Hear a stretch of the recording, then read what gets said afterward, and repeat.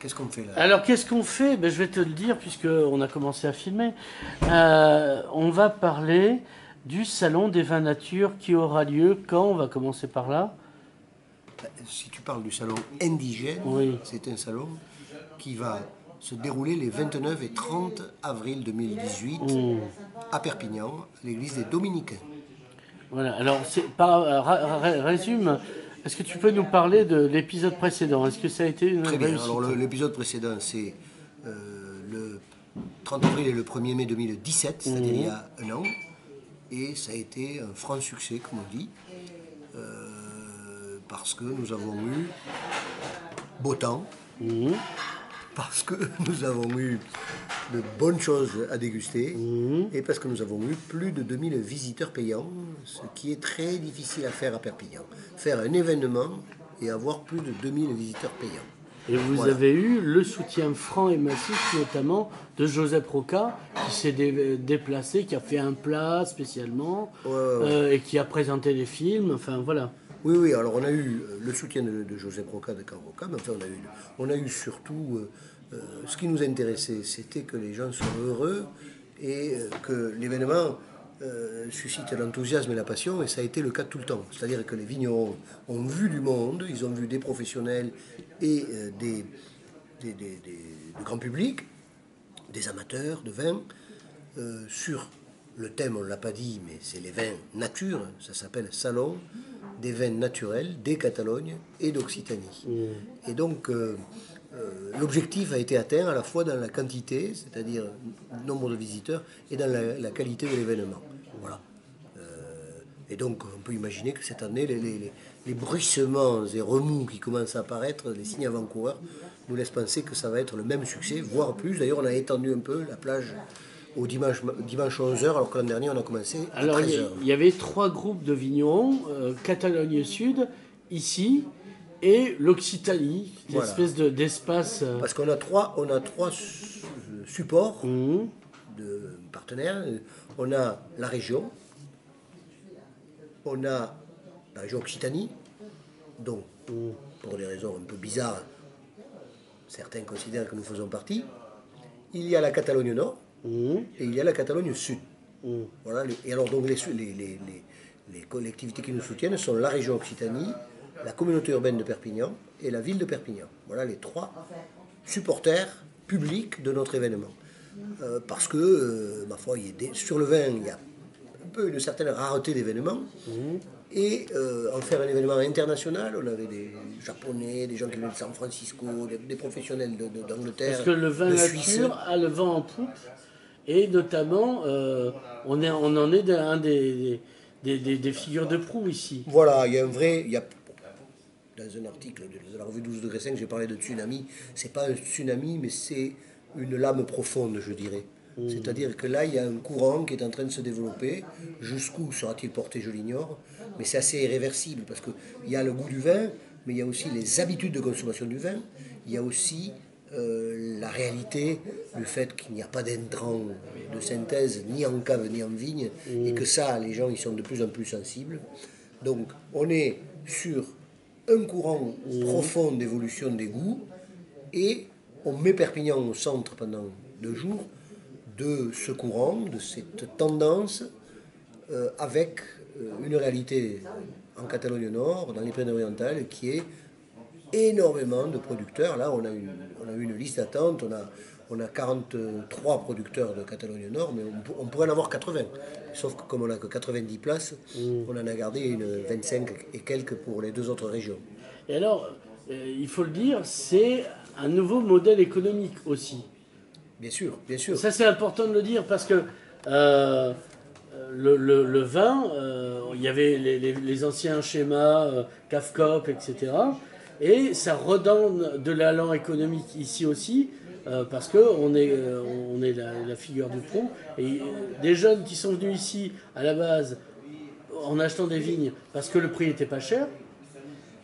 Ils rehaussent le niveau, et la notoriété surtout des vins de Roussillon. Voilà. Ça, c'est sûr. Et c'est un modèle économique différent des classiques du vin, et c'est un modèle novateur. Alors, c'est un modèle économique différent, oui, à la fois en amont et en aval.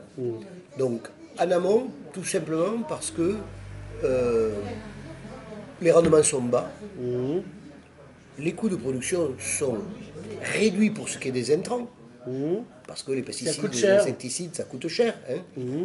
Par contre, en main-d'œuvre, c'est coûteux. C'est-à-dire qu'il faut quand même. Ben oui, il faut rattraper il faut tout. courber les chines, et il y a de l'huile de coude, C'est etc. pas un métier de feignant, comme on dit. Voilà, donc après il y a un peu de tout là-dedans. Il y a des gens qui laissent la vigne un peu s'exprimer comme elle le veut, d'autres qui essaient quand même de la canaliser, mais toujours dans cet esprit nature. Donc c'est un modèle économique parce que les pratiques, c'est ce que je viens d'expliquer, les pratiques sont différentes en amont, en vigne. Et un Et en modèle cave. viable. Et en cave. Alors, après, les débouchés, en aval, les débouchés, ça revient, évidemment, ça vient, on a affaire à des vins qui sont difficilement des vins industrialisables. Or, le vin industriel, c'est un vin dans lequel on est capable de, pour les économistes appellent ça des économies d'échelle, de réduire les coûts unitaires, parce que on a de forts rendements, on a des lieux de logement du vin qui sont d'immenses citernes, etc. Bon, bref, ce modèle industriel, c'est un autre modèle avec des coûts très bas pour des vins de grande consommation. Après, à l'autre extrême, dans les vins traditionnels, il y a le grand château bordelais qui vaut 200, 300 ou 400 euros. Donc nous, on est dans un autre modèle économique où les vins trouvent comme débouché beaucoup de restaurations parisiennes, mais aussi américaines, à Londres, à Paris. La Californie adore, par exemple, nos vins. Voilà, c'est-à-dire que... Et le Japon, les Japonais sont fans. Les Japonais sont fous de vin nature. Moi, j'ai été à Tokyo l'été dernier. On a trouvé des bars à vin nature à tous les coins, dans tous les quartiers. C'est vraiment étonnant. Et donc, on a un nouveau modèle économique en amont, parce que c'est des petites exploitations avec des logiques et de coûts et d'élaboration complètement différentes, toujours artisanales. Et en aval, parce que ce sont de nouveaux marchés, mais qui sont très porteurs. Très porteurs. La bistronomie à Paris, c'est à côté de la gastronomie avec les étoiles, les serveurs, les macarons, etc. On a ce qu'on appelle la bistronomie, qui fait un malheur dans l'Est parisien. C'est archi dominant. Chaque mois, il y a un nouveau restaurant de bistronomie à Paris qui ouvre dans le 11e ou dans le 12e, dans le 19e, dans le 18e, dans le 9e, etc. Et 9 fois sur 10, quand on regarde les commentaires qui ont été faits sur l'ouverture du restaurant, le journaliste met, quant à la carte des vins, c'est une carte des vins nature. Voilà, il y a une tendance très impressionnante et on est très content que Perpignan soit au milieu de ce mouvement avec la catalanité. Alors, on va redire les dates, les horaires et le prix d'entrée. Alors, les dates, c'est le 29. Les horaires, j'ai pas le flyer sous les yeux. Ouais, mais on le mettra en Mais tu le rectifieras si jamais. Mais je crois que c'est 11h, 18h ou 11h, 17h30. Et on peut manger sur place comme la dernière, il y a des food 11h, 18h le dimanche Ouais. et 10h, 17h le lundi avec un marché dans le patio de l'église Saint-Dominique, l'ancien cloître de ce couvent. Il y aura un marché de producteurs. On aura du catering, c'est-à-dire un traiteur qui servira des plats chauds à l'intérieur, et on aura dans le patio la possibilité... C'est le garçon qu'on a croisé, ce sera le même. Voilà, le monsieur que tu as vu, Xavi, du Ginjolet, Voilà. à San Fabio de Guixols. Et ensuite, on aura dans le patio la possibilité d'acheter de la viande ou des légumes. Il y aura aussi les couteaux de Solson. Oui, mais ça se mange difficilement. Ouais. Il n'y a que les fakirs qui Ouais, se nourrissent avec des couteaux. on peut tout faire avec, sauf s'asseoir dessus, comme disait Voilà. Napoléon. Donc, des baïonnettes. l'entrée, c'est 8 euros, Ouais. 12 euros les 2 jours, avec un très beau verre. Il y aura aussi des beaux t-shirts. Les verres eux-mêmes sont très originaux. Et puis, il y aura probablement beaucoup de Catalans du Sud. Ce sera un événement très catalan. L'an dernier, on a eu 600 ou 700 visiteurs de Catalogne du Sud. On en aura probablement autant, voire plus. Et on aura 26 producteurs de vins naturels de Catalogne du Sud. Est-ce qu'on aura des vedettes comme l'année dernière avec Joseph Roca?